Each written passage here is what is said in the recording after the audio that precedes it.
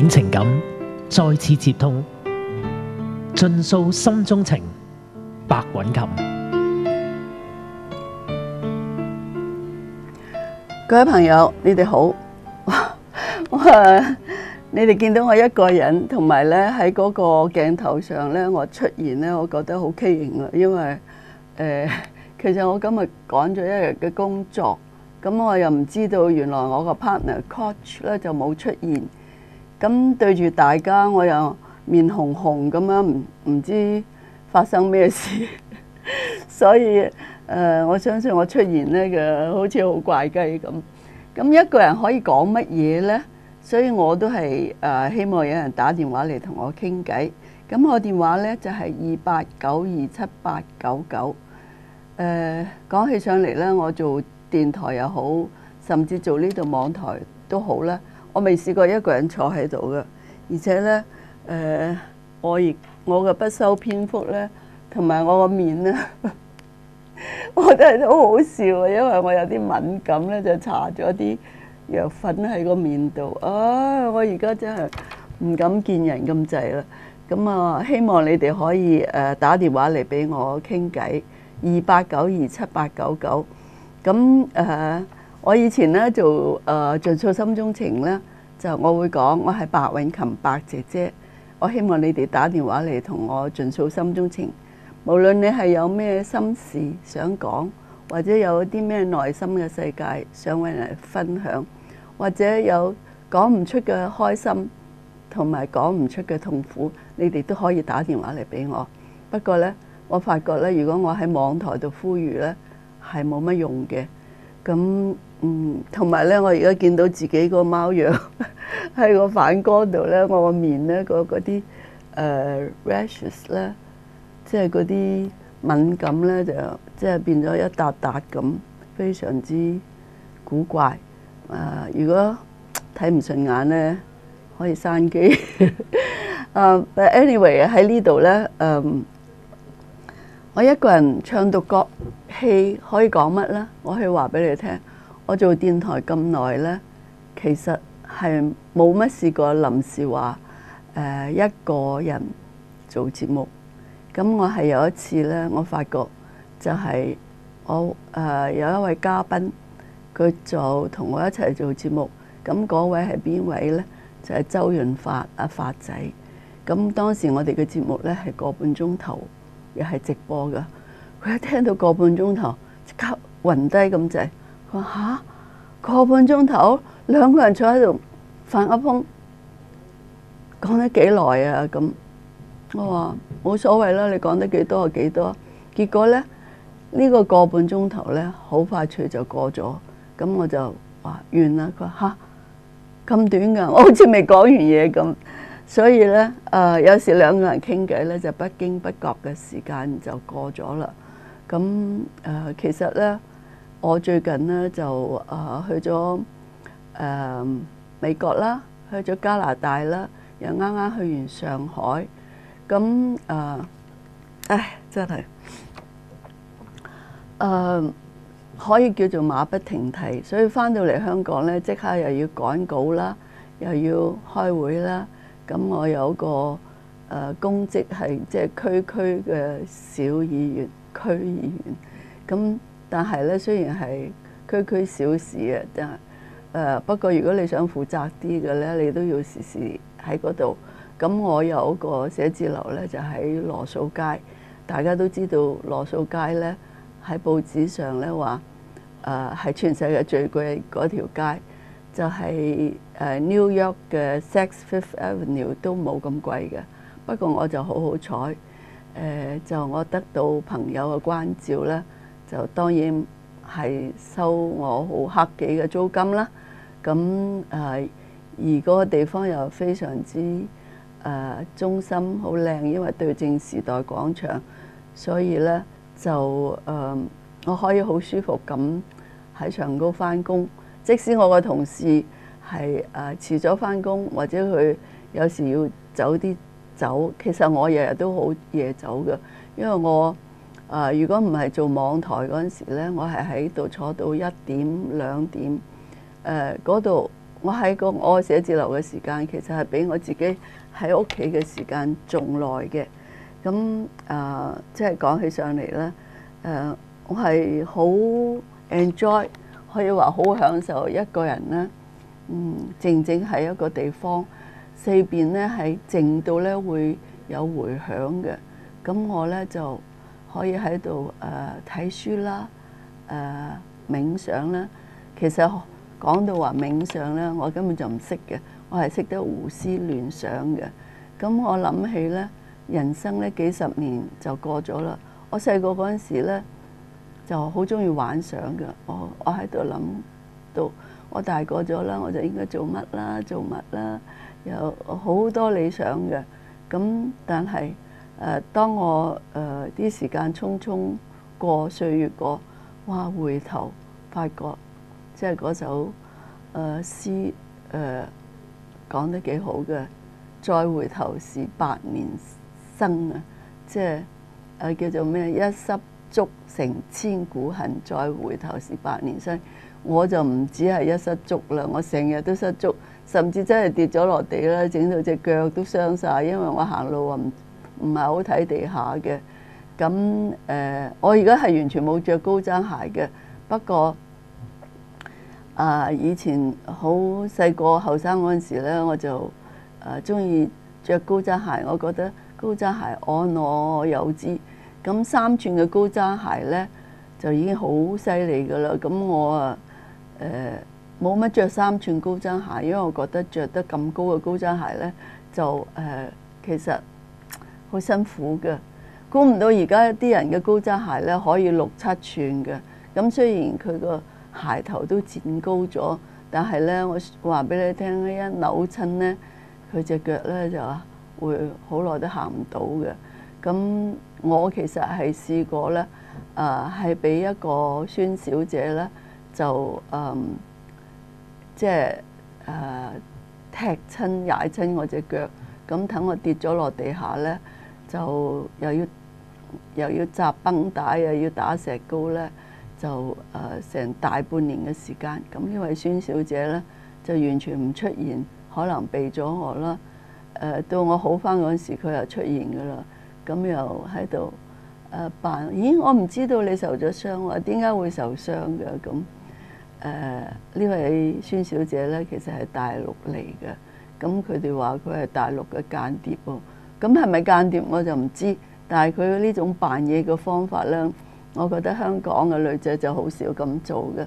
咁傷咗你整傷咗我又唔係特登嘅，起碼即係打個電話俾我，即係 say sorry 一句啦。就算唔 say sorry 都講安慰下啦。但係冇匿埋咗大半年，然之後咧，佢又成日中意揾我，因為點解咧？佢係好想識我身邊嘅朋友，而佢每識咗我身邊嘅朋友咧，就識得叫我嗰啲朋友去買佢啲北京啊、上海啲樓，包括我都俾佢氹咗去買。但係咧，我發覺原來啲樓咧話係北京嘅，原來就唔係北京嘅，係河北嘅。話係上海嘅樓咧，就其實咧就唔係上海，就係上海隔離嗰啲小城鎮咁樣。咁咧就原本咧係應該係值100萬嘅，佢就賣俾我哋300、400萬咁。哇！真係好厲害，原來做間諜嘅人咧可以做埋騙子。咁我覺得我佢啲朋友咧差唔多幾十個人都中招，個個都幫佢買咗樓。但係嗰段時間咧，佢就完全失蹤，就唔揾我嘅。咁我嘗試去打電話俾佢好多次咧，佢個電話響就響，我冇人聽嘅。咁但係我又奇怪，佢一離間咗我嗰啲朋友咧，其實佢識埋都係我啲女朋友。一離間咗我啲女朋友咧，就嗰啲女朋友又唔聽我電話，又避開我。咁即係好由3、5年之間咧，我啲朋友咧就一個個輪住嚟避開我。咁我真係唔知咩事。不過佢哋避開我，我又冇特登去揾佢哋，又冇去解釋。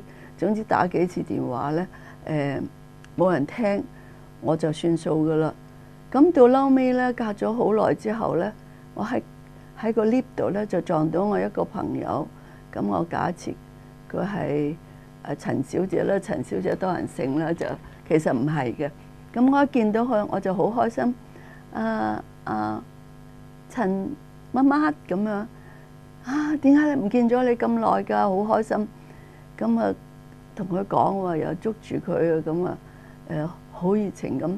佢初初見到我就呆咗㗎，跟住呢，就見到我又同佢攬啊，又好開心咁，唔係作出嚟㗎啦，係咪？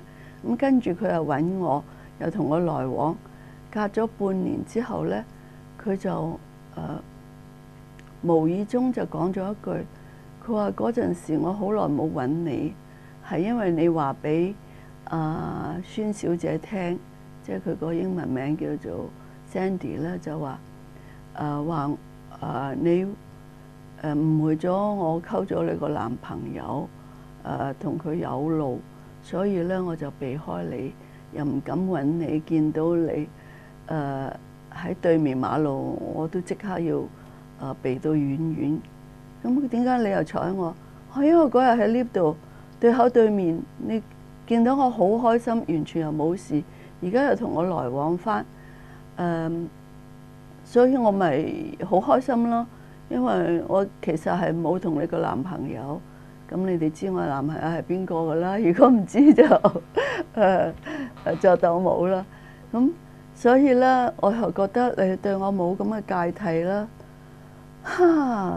咁嘅橋都可以諗出嚟，點不知呢？我因為發覺咗咁嘅嘢呢，有一次呢，我又喺一個 party 呢，就撞到我另外一個 girlfriend， 我自動行埋去揾佢，佢初時見到我呢，就想避喎，咁佢想匿埋啦，跟住呢，我就追住上去，咁我就同佢講 Mary， 即係呢啲假設嘅名，喂，你係咪以為聽到人哋話我以為你即係勾引咗我男朋友？你點知㗎？原來咧，呢位孫小姐咧，就喺我身邊嘅朋友每一個咧嚟間我咧，就得一個橋嘅啫。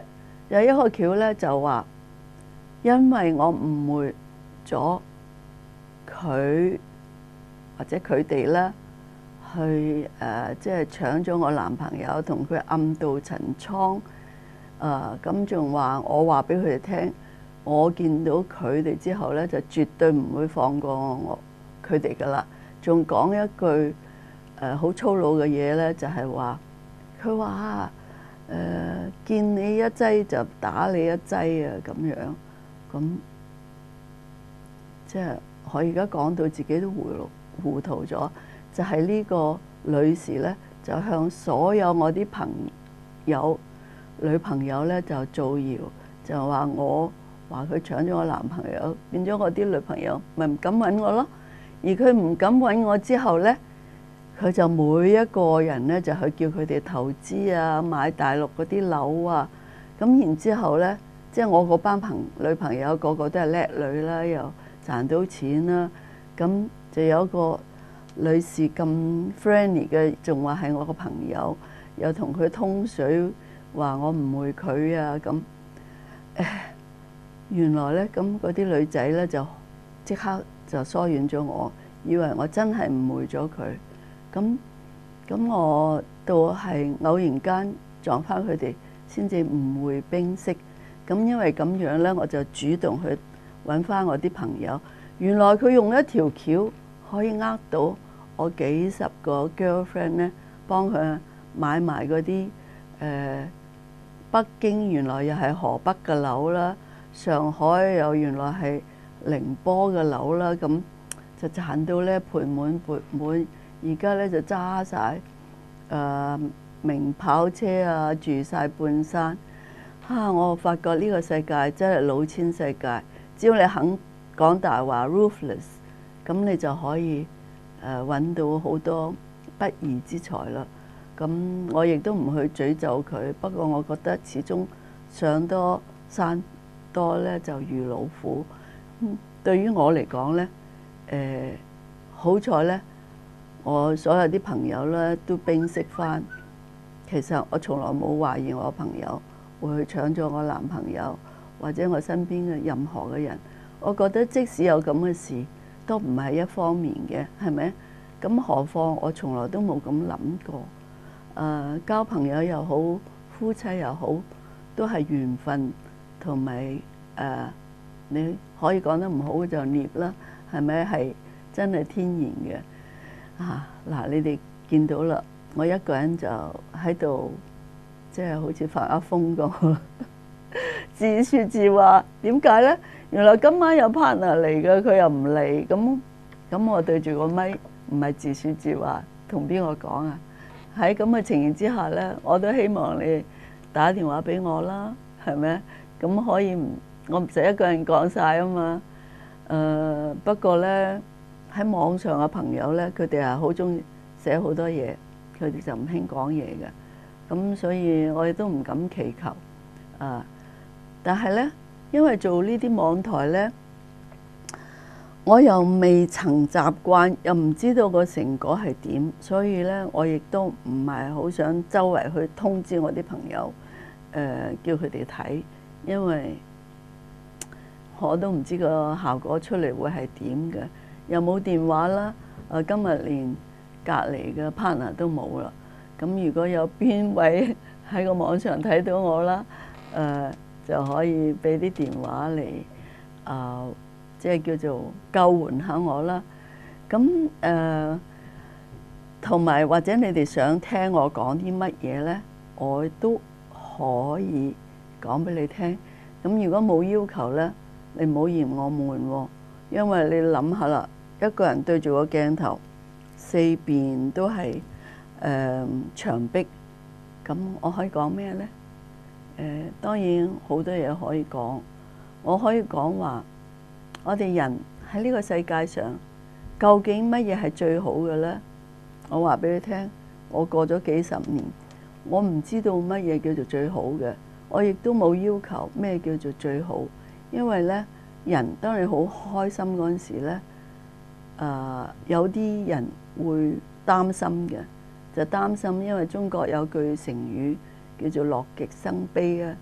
咁即係當你好快樂嗰陣時呢，就好驚有不幸啦。咁所以都係唔好咁快樂啦，同埋乜嘢都唔好去到咁盡啦，係咪啊？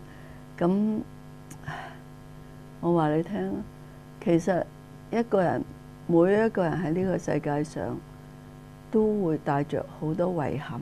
如果你樣樣好滿意，就變咗十全十美啦。但你要諗下，世界上有咩十全十美嘅嘢呢？係咪十全十美嘅嘢呢？係唔會保持永恆嘅。所以我覺得一剎那嘅快樂，一剎那嘅歡欣，或者你有一段好值得你回憶嘅愛情或者親情，都係足以珍惜嘅。我唔係講道理喎，因為我個人呢都唔係好中意講道理嘅。我覺得道理呢一樣嘢，你認為啱就啱，你認為唔啱，乜嘢大嘅理由都係冇用嘅。同埋喺呢個時候呢，我想像面對住呢個鏡頭，咁群眾點樣諗你呢？點樣睇你呢？如果你猛呼籲，人哋又唔打電話俾你，只係上網俾你，但係我呢度連嗰個iPad 都冇，因為平時我嘅 partner 會帶嚟，咁我可以睇到有啲上網嘅回應。我而家就連呢一樣嘢我都睇唔到。咁再報一報，我電話係28927899。有一樣嘢呢，我同大家講，我唔知道你哋會唔會同我有同感。因為有好多好有智慧嘅人，包括張愛玲啊、胡適啊，佢哋都會講過，都係佢哋文章度提過，所有你即刻用唔到嘅嘢都係廢物。人生無論你幾快樂，你幾燦爛，都足之會歸於平淡，係咪呢？我覺得係咪都好，因為世界上嘅嘢係冇結論嘅，冇結論嘅嘢就唔需要去爭拗。我見到有個小朋友喺我面前行過，呢個小朋友呢，我見到佢我就好開心，因為佢係好似我舊時嘅一個好朋友。我想問下你哋喺你生命中有幾多值得你珍惜嘅嘢，或者有幾多值得你遺憾嘅嘢呢？如果你係冇嘅話呢，我希望你趁住你自己又行得又走得又可以笑又可以喊，你一定去揾啲對你自己覺得有意義同埋可以珍惜嘅事情。千祈唔好即係覺得呢樣又唔滿意，嗰樣又唔滿意。我哋喺呢個世界上做嘢係冇十全十美嘅，我哋必須要珍惜眼前，必須要即係覺得現有嘅一切都係唔錯嘅。因為頭先呢，我喺寫字樓呢趕稿啦，就搞到呢就9點搭7搭8到，咁我又要返屋企攞啲嘢，所以呢，我坐飛的士呢，就嚟到呢個直播室呢，就遲到少少，因為我上嗰架的士呢，就係九龍車嚟嘅，而我呢度係香港嘅。我話俾佢聽顯學大廈，佢又走咗去之前嗰個顯學大廈，原來有2個顯學大廈。咁我又唔知道呢，就俾咗錢落車，咦，一睇唔係嘅，又去追翻佢，佢居然未走，咁又上翻架車。咁結果佢話係喎，2個顯學大廈，唔好意思唔好意思，咁啊車咗我嚟，咁啊遲咗1-2分鐘。咁我喺度講人生好多時都係咁嘅，我哋想去嘅目的地去唔到，咁然之後中間又有一段少少嘅detour， 即係叫一個岔路，但係一個岔路希望唔會俾我哋一個挫折或者一個停頓，就算一個停頓都好，都係當一件小事嚟到處理。好啦。我喺度自說自話咁耐，最主要呢係我冇諗到我側邊係冇人去做節目，咁我其實就唔係好慣自己去講嘢嘅，因為對住個鏡頭，你唔知道而家有幾多個人上網聽緊，你亦都唔知道你下一句會講乜嘢，會唔會講錯呢？會唔會講咗你畢生都難過嘅嘢呢？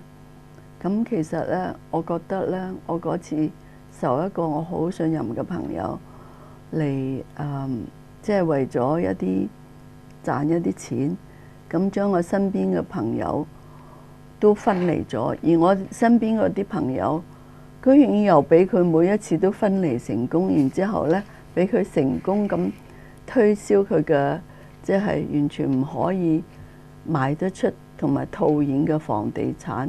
咁譬如我喺北京、上海都有，原來北京就唔係北京，就係河北咁樣。即係你話幾懵啦，係咪啊？講起上嚟，即係呢個世界上咩人都有，但係人嗰啲人呢，就好似得其所。其實呢，我唔信呢個人佢喺個內心嘅世界裏邊係唔會有痛苦嘅時候。我覺得上多山多始終係如老虎。咁分分鐘佢而家喺度聽緊我講嘅，佢梗係知道我係講佢。不過我都唔怕佢聽到，因為佢都做得出啦，我又怕咩講呢？係咪？最好佢就可以聽到啦。雖然佢聽到咧未必會改，因為有啲人係叫做死性不改噶嘛。但係佢不改之餘咧，我起碼都想佢知道呢個世界上雖然個個都係蠢人，但係佢聰明又點呢？佢內心嘅世界同埋午夜夢回嗰陣時，佢覺得佢對得住人哋同埋對得住自己咩？如果佢係咁樣喪盡天良嘅話，我希望天有報應咯。即係當然我唔係話黑心啊，但係我覺得呢個世界上呢，就係應該好心呢，就得到多少回報嘅，係咪呢？咁無論點都好啦，暫時講到呢度，我哋休息一陣。咁請你哋唔好行開，繼續上網或者下一節千祈唔好離開呢度，翻嚟好冇？OK，我哋一陣間見。